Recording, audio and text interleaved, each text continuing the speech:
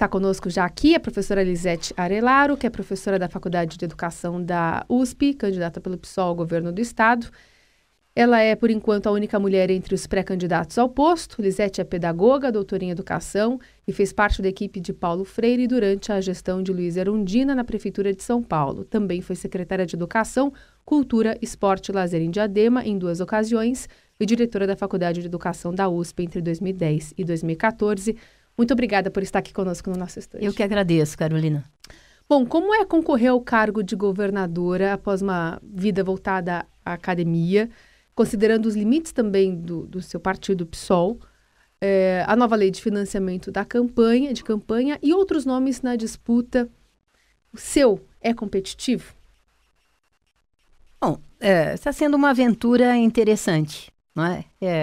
Eu não temo meus adversários, não é? Porque nós temos uma proposta de governo que é diferente da deles e, como tal, vamos para uma disputa legítima. Eu estou animadinha com esta situação, né?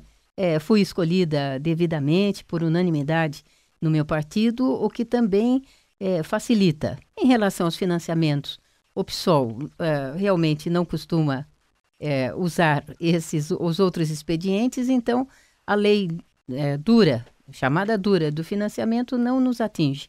Não é? Nós vamos fazer essa campanha com os recursos que nós temos. O que é muito difícil, aí sim, Carolina, é que os espaços de TV e rádio, realmente, para um partido pequeno, são desproporcionais numa corrida eleitoral. E aí acho que nós temos um primeiro problema, não é? Sem dúvida nenhuma, coloca a um partido pequeno, mesmo com boas propostas, uma dificuldade quase insuperável para você poder ter tempo e condições de disputa minimamente proporcionais. Professora? Sim. A senhora é professora da USP, né? A Universidade de São Paulo enfrentou um processo de corte de gastos, né? Que teve demissões voluntárias, congelamento de contratações e obras, porque mais de 90%, 96% da folha da USP era com um pagamento de funcionários, né? Queria saber como que a senhora se posicionou nesse processo, se a senhora acha que é necessário realmente fazer esse processo de demissões voluntárias, de corte de gastos, para que a universidade tenha mais recursos para investir em outras áreas, ou se a senhora foi contra e seria contra ser eleita governadora? Bem, o processo interno da USP teve um problema bastante grande, Pedro, que foi exatamente que ao lado de eu diria, de uma proposta de demissão voluntária, você não pode fazer isso sem considerar o que é que vai acontecer com qualquer empresa, se realmente os melhores funcionários ou funcionários de pontos estratégicos resolverem sair. As condições que a USP ofereceu para a saída, elas foram bastante, eu diria, generosas, exatamente para propiciar que alguns saíssem. No entanto, houve um equívoco da reitoria, porque de fato não foi substituído ninguém. Se você realmente olhar, e eu vou te colocar aqui especialmente o Instituto de Física, os melhores e mais experientes técnicos de laboratório de nível superior saíram, porque na verdade já faltavam funcionários. E isto, evidentemente, abriu para a Universidade de São Paulo alguns flancos que eu diria que, sem dúvida nenhuma, sem repor funcionários, simplesmente o pedido, esse procedimento acabou sendo um equívoco. Por exemplo, professores, eu não sei se você sabe, eu estou aposentada e participando, sou chamado professor sênior, que tem um vínculo oficial com a universidade, ministro cursos, tenho pesquisa e orientandos em nível de mestrado e doutorado, e, no entanto, a minha vaga acabou de ser preenchida a questão de 2 meses atrás. Então, você criou uma defasagem, alunos nossos foram contratados num sistema muito ruim, que é um contrato de 12 horas, que significa praticamente R$ 1.800 por mês, o que, sem dúvida nenhuma, abate e prejudica a pesquisa. Eu diria que a dose foi dura demais. Mas, principalmente, Pedro, o fechamento proposital do hospital universitário, e esse foi um crime que o meu ex-reitor realmente será avaliado pela história, né? Nós temos o melhor hospital-escola e hoje com um funcionamento médio de 25% pela demissão sem reposição de funcionários, especialmente de médicos e funcionários técnicos. Desde 95, as universidades estaduais recebem 9,57% da arrecadação de ICMS. A senhora pretende mexer nesse gatilho para melhorar as condições da universidade? Não tenho dúvida nenhuma. Quer dizer, faz 15 anos, Carolina, que a gente reivindica que ele vá para 11%. Não é um aumento significativo para o recolhimento do que se gasta com ICMS, bastaria que o ex-governador tivesse sido menos generoso com as desonerações do que ele foi.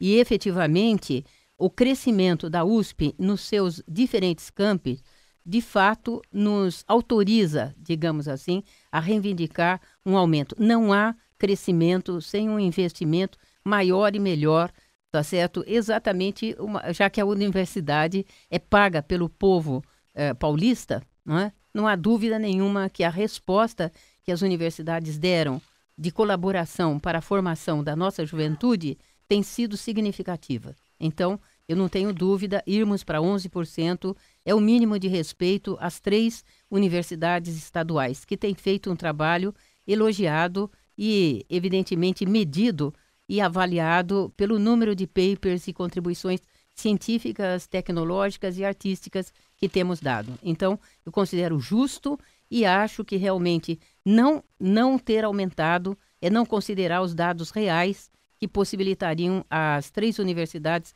ter um crescimento, eu diria, decente. Hoje a Unesp está, mais até do que a USP, está numa situação tão precária que a possibilidade de fechamento de cursos da área de humanas, especialmente de formação de professores, já começa a ser um debate.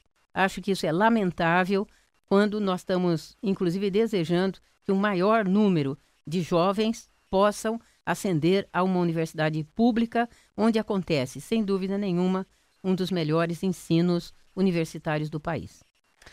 Professora, o governador Márcio França, do PSB, tem feito alguns movimentos de aproximação com outros partidos de esquerda, principalmente aí o PDT e o PCdoB.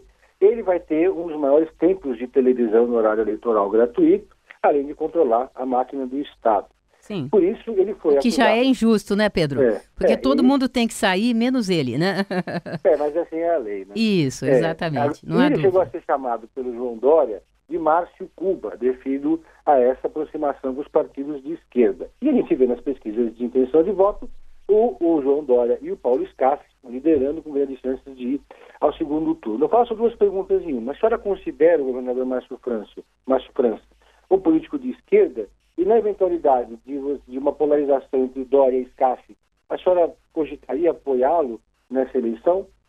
Não, olha, Pedro, são 2 coisas. Primeiro, o PSB no Brasil, desculpe, não tem uma tradição de socialismo. Já teve algum dia. Aqui em São Paulo, historicamente, o PSB foi um dos braços do próprio PSDB. Então, eu não considero o Márcio França um homem de esquerda, né? E nós vamos manter a nossa candidatura. Já fizemos uma coligação, que é com o PCB, e vamos nos manter nisso durante todo o primeiro turno. Agora, a sua candidatura que está prevista para ser oficializada no sábado agora, dia 28. Isso, dia 28, às 9 horas da manhã. Ontem teve o PCB, né, formalizando o apoio ao seu nome. Exatamente. Agora, a senhora defende uma união à esquerda para tentar uma ascensão, ou impedir uma ascensão dos candidatos à direita? Não, nesse momento, acho que essa é a função do primeiro turno. No primeiro turno, nós somos candidatos, temos um projeto que diverge dos outros e queremos o espaço para nos apresentar. Não é? No segundo turno, bem, a conversa é diferente. Também no cenário nacional? também no cenário nacional, sem dúvida. Não é? O cenário nacional ainda ele é bastante confuso, mas isto nós também já tivemos a nossa convenção nacional, é certo, que foi ontem. Não, isso, inclusive o Boulos, ele defendeu a candidatura do ex-presidente Lula, né? Eu diria que todos nós defendemos como um espaço, exatamente porque consideramos que é injusto o que está sendo feito com o presidente Lula. É um direito dele ser candidato e é um direito nosso sermos candidatos. E nós o PSOL é candidato coligado com o PCB. Né? Mais adiante conversaremos, mais adiante no segundo turno. Não pretendemos realmente mudar a nossa posição nesse momento. Tem gente no campo da esquerda, professora, que considera sectária essa política do PSOL de nunca fazer alianças e nunca subir em outros palanques nas eleições presidenciais ou para governador. A senhora não acha que o campo da esquerda corre um risco de ficar fora do segundo turno, se ficar totalmente dividido entre os candidatos que estão aí? É que, infelizmente, quando você também faz uma média só para poder se eleger, quer dizer, é falso nós dizermos que com o PDT ou outros partidos realmente a nossa posição tem alguma, eu diria, similitude. Não tem. Então, nós vamos para um debate levando uma proposta que a gente entende que melhora o Brasil, que é necessário nesse instante e vamos defendê-la com garra. Não considero sectário, até porque a direita também, se você for olhar o número de candidatos à presidência da República, é surpreendente, né? Então, digamos, não é um problema só da esquerda. Eu diria que a direita também está bastante dividida. E como é que a senhora iria governar na Assembleia Legislativa se um partido, o PSOL, se não me engano, acho que tem 2 deputados estaduais, né? Isso. É necessário formar uma maioria para conseguir fazer o governo andar. Isso. A senhora faria uma coalizão com partidos de direita, de centro, para conseguir governar ou não? Pedro, olha, primeiro acho que o PSOL pode, nesse próximo pleito eleitoral, aumentar o número dos seus deputados. Nós somos um partido pequeno, mas somos um partido aguerrido. Não é? Nós não estamos em nenhuma lista da Lava Jato, de qualquer um dos processos chamados de combate à corrupção, e, portanto, nos apresentamos com a cara limpa, o que me parece, não é, a população paulista também está querendo. Não é?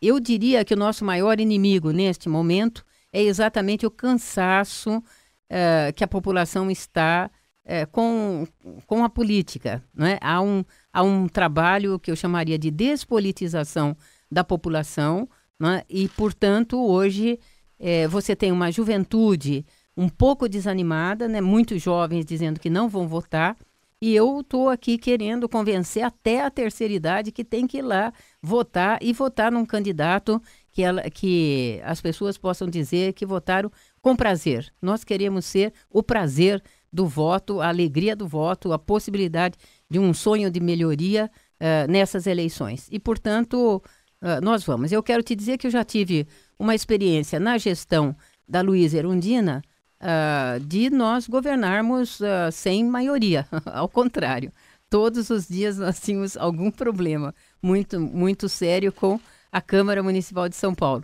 Mas eu queria lembrar que nós aprovamos o Estatuto do Magistério por unanimidade, conversando e discutindo com direita, esquerda, centro e baixo, porque lá na Câmara todos são vereadores e têm que ser respeitados como tal, e negociamos durante um ano incansavelmente, inclusive aos sábados e domingos, porque os vereadores, também os de direita, levavam os diferentes grupos da área do magistério, e eu diria para você que foi muito bom, e na condição já eu diria, de governadora eleita, as condições de negociação também com direita e esquerda são bastante diferentes do que na disputa eleitoral. Eu estou confiante nisso. Estamos recebendo aqui nos estúdios da Rádio Eldorado a professora Elisete Arelaro, que é a candidata do PSOL ao governo aqui do estado de São Paulo. E também estamos com o Pedro Venceslau, repórter de política, acompanhando esta entrevista. A senhora falou sobre esse distanciamento em relação à política, e a senhora ficou um tempo afastada da vida partidária quando Sim. saiu do PT, antes Isso. de se filiar ao PSOL. É verdade. Como é que foi esse período? A senhora chegou a desistir, pensar em desistir da política? Não, eu sempre participei de forma independente, não é? Mas eu não deixei de participar, nem de me manifestar. Não é? A minha área de pesquisa são duas, que é política educacional e financiamento de educação, que me obriga claramente a permanecer, digamos, nesse debate, né? E por que desistiu do PT? Bom, eu tenho, eu diria, divergências hoje com o programa do PT. O PT, na verdade, mudou, né? Eu acho que eu não mudei. Quem mudou foi o PT. Então, durante o tempo que eu fiquei, me dediquei muito, né? Agora, depois, na medida que ele muda, eu não tenho mais identidade partidária e política. E queria te dizer que neste meio tempo, nós criamos uma entidade chamada Associação Nacional de Pesquisa em Financiamento da Educação, que nos possibilitou, eu diria, uma participação muito ligada à minha atividade acadêmica, mas que, por exemplo, a questão de 2 anos atrás, assim que foi aprovada a Emenda Constitucional 95, a chamada PEC do fim do mundo, que é um absurdo que realmente isso tenha acontecido com o Brasil, nós, enquanto associação, junto com a Campanha Nacional em Defesa da Educação, elaboramos um estudo especial e entramos com uma ação chamada Amicus Curiae, Amigos da Corte, junto ao Supremo Tribunal Federal, para provar que, na verdade, o presidente e, particularmente, o ministro da Fazenda mentiam quando diziam que realmente a saúde e a educação não seriam atingidos com a Emenda Constitucional 95. O Supremo Tribunal Federal nos consideraram legítimo pela consistência dos estudos e dos dados, e nós estamos ainda nessa batalha. Então, eu diria para você que eu tenho estado de uma outra forma, estive, né, participando, eu diria, dos principais eventos nacionais. Neste período, acho que o que galvanizou a nossa atuação foi a discussão também no Congresso Nacional do Plano Nacional de Educação, que exigiu muito movimento, muito debate, e foi um processo interessante. Então, eu diria que eu estive na política de uma outra forma esse tempo todo. Qual que seria a política da senhora em relação a essa grande obra do governo do Estado? A senhora concluiria ela, não concluiria? Bom, parar uma obra é mais oneroso do que continuá-la. Não é? Evidentemente, aqui, Pedro, eu tenho ficado, eu diria, um pouco surpresa e um pouco assustada com o que eu tenho encontrado nos termos dos contratos, dos poucos que nós temos conseguido acesso, que a gestão Alckmin fez, né? Há uma série de vantagens que eu diria significativa para as empresas que ganham as concorrências, vantagens que oneram o processo, né?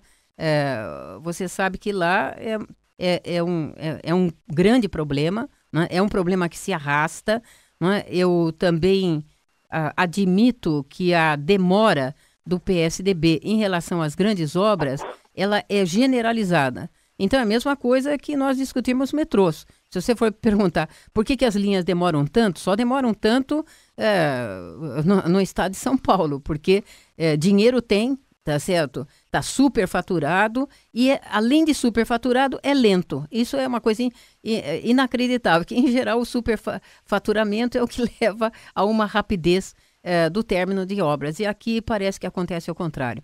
Mas, queiramos ou não, vai ter que acabar a obra. Eu sou contra obras que ficam paradas no meio. A gente tem, nas últimas pesquisas, não só estaduais, mas nacionais também, o crescimento grandioso do não voto. Sim. Nas últimas, a senhora tem 1% e brancos, nulos e indecisos somam 48%. A senhora pensa em tirar dali, ou reverter dali esse número para trazer para a senhora mais intenções, mais votos, essencialmente?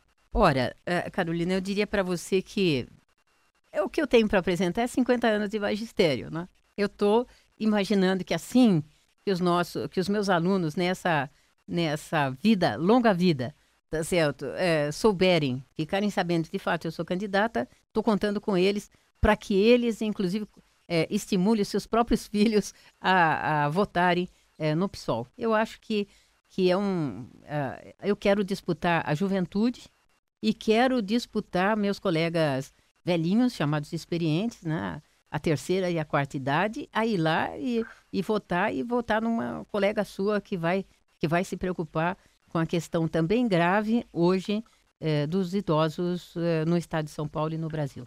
Como é que a senhora avalia essa proposta de privatização dos parques em São Paulo e também das privatizações em geral aqui no estado? Bom, eu quero te dizer, Pedro, essa é uma medida fácil, eu acho, né? Eu acho um absurdo privatizar parques.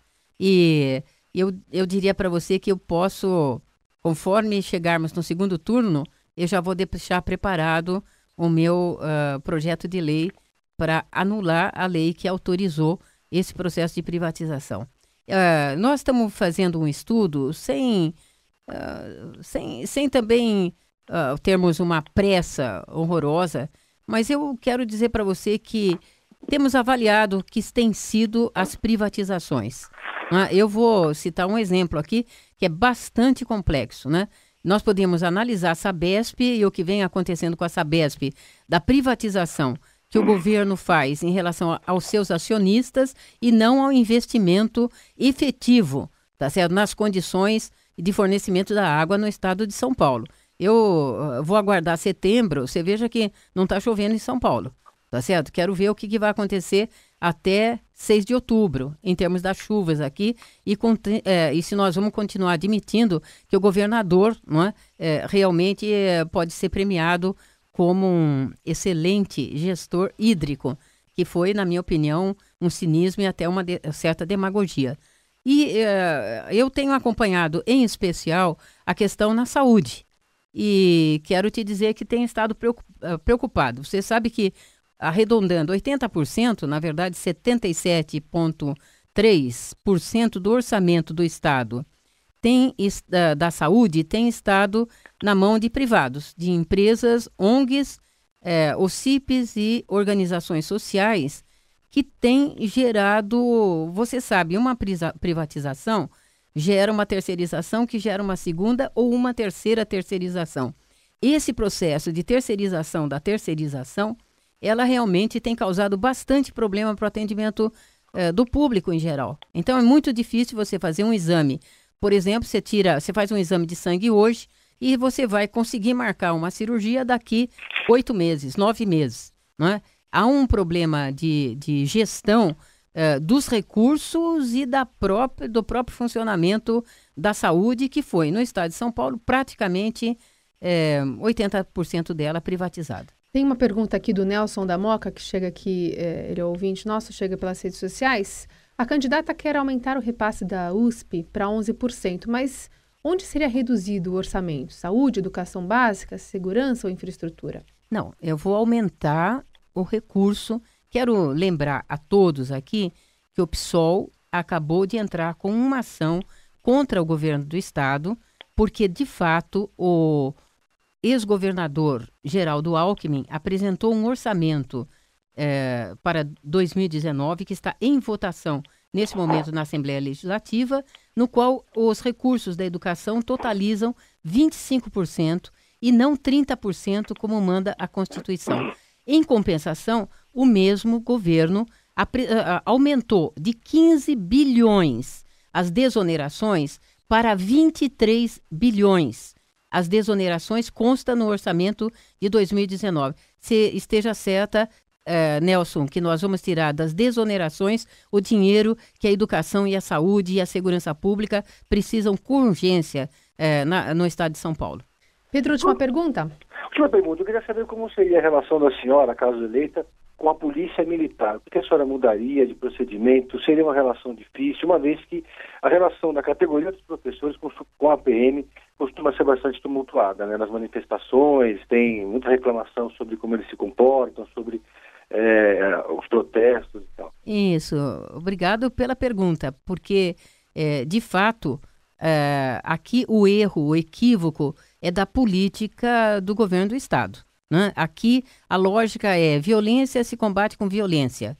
Eu acho que você cita um bom exemplo, que são com os professores. Nos últimos 15 anos, eu não me lembro de nenhuma vez do governador atender sindicatos ou representantes, nem nós, para professores universitários das 3 universidades, reivindicando aumento e espaço para provar ao governador que realmente as universidades mereciam esse aumento, nós fomos recebidos exclusivamente pela Polícia Militar, não é? Com bombas e gás lacrimogêneos, não foi para conversa. Mesmo parte dos professores sendo professores dos filhos deles. O que eu vou fazer, e isto é uma urgência, é realmente reformular a Polícia Civil, não é? E que eu não sei se você sabe os números, mas nós tínhamos cerca de 50 mil funcionários e hoje nós temos 28 mil, porque deixou de ser investido na parte científica e tecnológica e técnica da Polícia Civil, né? Hoje, aliás, eles mesmos dizem, basta irmos a uma delegacia de polícia e, surpreendentemente, elas estão às moscas, por uma razão: não há funcionário para dar conta. Vou dar um exemplo aqui. Um perito científico, um desenhista, que é condição fundamental para se iniciar os processos de averiguação e decisão sobre crimes, né? Praticamente você tem um por região no estado de São Paulo. E conforme depoimento deles mesmos, né, eles levariam 5 anos para dar conta dos processos já existentes hoje. Então, em compensação, e eu não quero colocar aqui uma polícia contra a outra, mas a verdade é que, em compensação, eles que sempre tiveram um equilíbrio de executivo, a Polícia Militar chegou a 80, 90 mil. Eu vou realmente ponderar aqui, será que nós precisávamos mesmo que o governo de São Paulo, o governador tivesse comprado aqueles tanques israelitas de alta precisão? Nós não estamos em guerra, não é? E, portanto, acho que a segurança da população é fundamental. E aqui, Polícia Militar é treinado, não é? Nós temos uma academia de polícia ali em frente da USP e nós conversamos bastante, até porque já ministramos cursos de direitos humanos lá. E, efetivamente, também eles são muito objetivos. Uma polícia militar é treinado para combater o inimigo. E o inimigo aqui, por um equívoco de política pública, está sendo tratado a população. E isso nós pretendemos alterar, sem dúvida nenhuma. E acho que dá certo. Nós temos todas as condições para oferecer maior segurança, também se oferecermos maior oportunidade de trabalho para os desempregados do estado de São Paulo.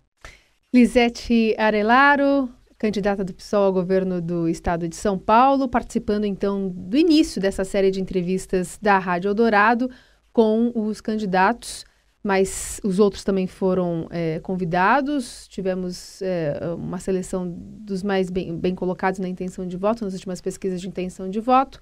Hoje iniciamos então com a professora Lisete, a quem agradecemos demais a participação aqui, até para explicar boa parte do seu plano para os próximos 4 anos. Ok, Carolina, muito obrigado. Queria também sugerir a quem quiser saber mais dos nossos projetos e propostas, pode estar conosco, nos seguir no Facebook e no Instagram, @professora Lisete, e nós teremos o máximo prazer de esclarecer e responder as questões que os ouvintes desejarem.